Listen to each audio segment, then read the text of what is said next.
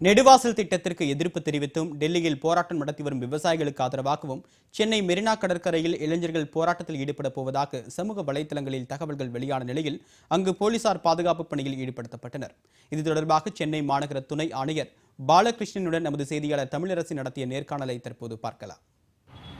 Hydro carbon திட்டத்திற்கு எதிர்ப்பு தெரிவித்தும் அதேபோல டெல்லியில் போராடி வரக்கூடிய விவசாயிகளுக்கு ஆதரவு தெரிவித்தும் மெரினாவில் ஒன்று கூடுவோம் என்ற தகவலானது சமூக வலைதளங்களில் பரவியது. இதையடுத்து சென்னை மெரினா கடற்கரையில் கூடுதல் போலீஸ் பாதுகாப்பானது போடப்பட்டிருக்கிறது.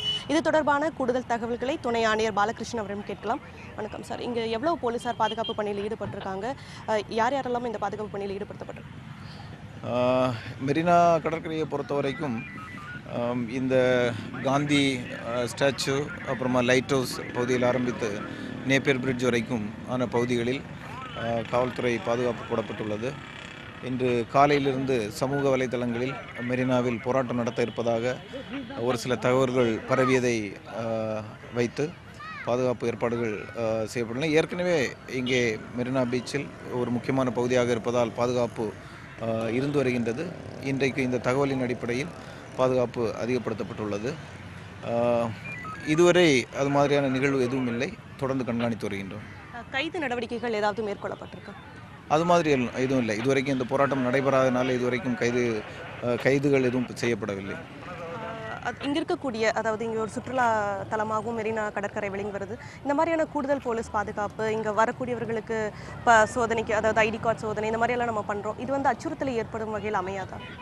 சோதனைகள் பண்ணுறதில்லை, கண்காணிப்பு மட்டும்தான் அதிகப்படுத்தியிருக்கணும். சோதனைகள் எதுவும் பண்ணுறதில்லை.